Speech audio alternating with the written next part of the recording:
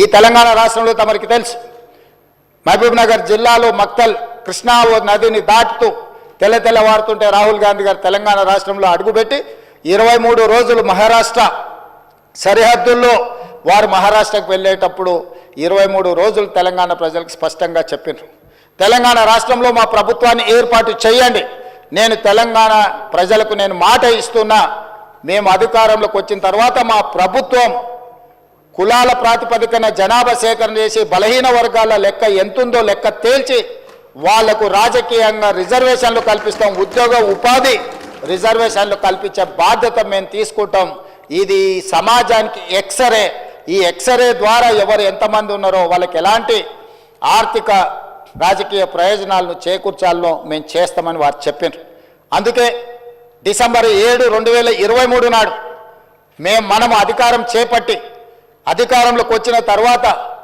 ఎంబడే ఫిబ్రవరి 4 నాడు 2024 నాడు మంత్రివర్గంలో ఆమోదం చేసి ఫిబ్రవరి 6, 2024 నాడు సహచర మంత్రివర్గ సభ్యులు పొన్నం ప్రభాకర్ గారు ఇదే సభలో తమరి అనుమతితో తీర్మానాన్ని ప్రవేశపెట్టినము. ఆ తర్వాత పార్లమెంటు ఎన్నికలు 5-6 నెలలు ఈ ప్రక్రియకు పార్లమెంట్ ఎన్నికల వల్ల విఘాతం కలిగింది. కానీ ఈ ప్రభుత్వం మా నాయకుడు మేము ఇచ్చిన మాట ప్రకారం ఈ సమాజంలో కులగణన జరగాలి, కులగణనలో రాజకీయ ఆర్థిక సామాజిక అన్ని వివరాలను పొందుపరచాలన్న ఆలోచనతోటి ఈ కార్యక్రమాన్ని ముందుకు తీసుకెళ్లాలన్న లక్ష్యంతో మంత్రివర్గ ఉపసంఘాన్ని పెద్దలు ఉత్తమ్ కుమార్ రెడ్డి గారి అనుభవాన్ని దృష్టిలో పెట్టుకొని వారిని దామోదర్ రాజ్ నరసింహ గారిని, పొన్నం ప్రభాకర్ గారిని, దుద్దిల్ల శ్రీధర్ బాబు గారిని, సీతక్క గారిని కమిటీలో పెట్టి ఈ ప్రక్రియను మొత్తం ముందుకు తీసుకువెళ్లే ప్రయత్నం చేసినాం. ఈ ప్రక్రియలో భాగంగా బీహార్, అంతకుముందు కర్ణాటక రాష్ట్రాలు ఈ ప్రక్రియను చేపట్టి బీహార్ తీసుకొచ్చిన ఈ వివరాలను కోర్టులు కూడా వాటి మీద స్టే ఇవ్వడంతో తప్పిదం జరగొద్దు, ఇది పక్కడబందీగా ఉండాలి అని చెప్పి అధికారులను ఆయా రాష్ట్రాలకు పంపించినాం అధ్యక్ష. ఇదేదో ఆషామాషిగా ఇక్కడ ఉన్న కొద్దిమందిని పంచాయతీరాజు లేకపోతే ఏదైనా డిపార్ట్మెంట్కి సంబంధించిన క్రింది స్థాయి ఉద్యోగస్తులను పంపించే వివరాల సేకరణ కాదు అధ్యక్ష. ఈ దేశంలోనే ఈ దేశానికి ఆదర్శంగా ఉండే ఒక దిక్సూచిగా మారాలని తెలంగాణ రాష్ట్ర ప్రభుత్వం ఇతర రాష్ట్రాలలో ఇట్లాంటి ప్రక్రియ చేపట్టి ఈ ప్రక్రియ న్యాయస్థానాల ముందు నిలవకపోవడం, ఈ ప్రక్రియ వల్ల జరిగిన నష్టాన్ని అంచనా వేయడానికి కూడా ఇతర రాష్ట్రాలకు అధికారులను పంపించి ఆయా రాష్ట్రాలలో జరిగిన పరిణామాలను మనమంతా కూడా ఒక స్టడీ చేసి అధికారుల నుంచి నివేదిక తెప్పించుకొని తద్వారా జనగణన ఏ విధంగా చేసిండ్రు, ఇతర రాష్ట్రాలలో కులగణన ఏ విధంగా నిర్వహించిండ్రు, వీటన్నిటిని పరిగణకు తీసుకొని పదే ముఖ్యమంత్రి స్థాయిలో నేను, ప్లానింగ్ బోర్డు ఉప ముఖ్యమంత్రి గారు ఆర్థిక శాఖ కిందకు వస్తుంది వారు, అదేవిధంగా మా cabinet sub committee chairman Uttam Kumar Reddy గారు వివిధ సందర్భాలలో చీఫ్ సెక్రటరీ గారితో సహా 12 సార్లు సమావేశాలు పెట్టి సమీక్షలు చేసి అధికారులకు సూచనలు చేసి ఒక పక్కడ్బందీ ప్రణాళికతోటి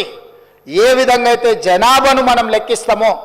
ఆ రకంగా మొట్టమొదట ఇండ్ల వివరాలు సేకరించే కార్యక్రమం చేపట్టినాం అధ్యక్ష. ఈ తెలంగాణ రాష్ట్రంలో ఉన్న పాత 10 ఉమ్మడి జిల్లాలలో ప్రతి గ్రామంలో, తండాలో, గూడెంలో ఇండ్ల వివరాలు సేకరించి ఆ ఇండ్లను అన్నిటిని కూడా ఎన్యూమరేట్ చేసి ఆ ఇండ్ల మీద స్టిక్కర్ అంటించి ప్రతి 150 ఇండ్లను ఒక గ్రూపుగా అంటే అధ్యక్ష మ్యాపింగ్ చేసి ఇట్లా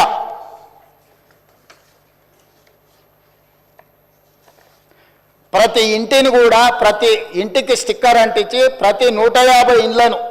ఇట్లా మార్కింగ్ చేసి ఈ రకంగా 150 ఇండ్లను ఒక యూనిట్ కింద ఒక బ్లాక్ కింద గుర్తించి ప్రతి యూనిట్ని ఈరోజు నేను ఇంతకుముందు చెప్పినట్టు 94,000 పైచిలకు యూనిట్లుగా గుర్తించి వీటి ప్రతి ఏరియాకు ఒక్కొక్క ఎన్యూమరేటర్ని ఇచ్చేసి ఈ 150 ఇండ్లను రోజుకు 8 నుంచి 10 కంటే ఎక్కువ చేయకూడదు. ఎందుకంటే 10 కంటే ఎక్కువ చేస్తే వాళ్ళు తొందరపాటులో హడావిడిగా చేయాలన్న నిర్ణయంతో వాళ్ళు తప్పర్లు జరగడానికి అవకాశం ఉంటుందని చెప్పి వివిధ డిపార్ట్మెంట్లకు సంబంధించిన teachers, agriculture extension officers, anganwadi teachers, IKP ఏపీఎంలు, bill collectors and assistant bill collectors, ward officers, Indira Kranti పథకం book keepers, chairman, environment engineers, Panchayati Raj secretary, junior assistant, record assistant, typist, work ఇన్స్పెక్టర్లు, ఇట్లా ప్రభుత్వంలో ఉన్న వివిధ శాఖలకు సంబంధించిన అధికారులను ఈరోజు మనం వాళ్ళందరినీ పెట్టి ప్రతి ఇంటికి ఇలాంటి స్టిక్కర్ను అంటించిన అధ్యక్ష. మొదటి 3 రోజులు ఈ రాష్ట్రంలో ఉన్న అన్ని గృహాల యొక్క వివరాలను సేకరించి ఆ వివరాలన్నిటిని కూడా ప్రతి ఒక్కరి ఇంటికి ఇట్లా స్టిక్కర్ అంటించి ఫస్ట్ ఇండ్లను గుర్తించడం జరిగింది అధ్యక్ష. ఆ తర్వాత ప్రతి ఇంటికి మన ఎన్యూమరేటర్లు వెళ్ళి ఇట్లాంటి అప్లికేషన్లు తీసుకెళ్ళి అధ్యక్ష, ప్రతి ఒక్కరి వివరాలు వాళ్ళందరితో సేకరించి 8 పేజీలల్లా అక్కడికి వెళ్ళి వాళ్ళతో మాట్లాడి వాళ్ళు ఇచ్చిన సమాచారాన్ని తీసుకొని వాళ్ళ సంతకాన్ని కూడా కుటుంబ యజమాని పేరు, మొబైల్ నెంబర్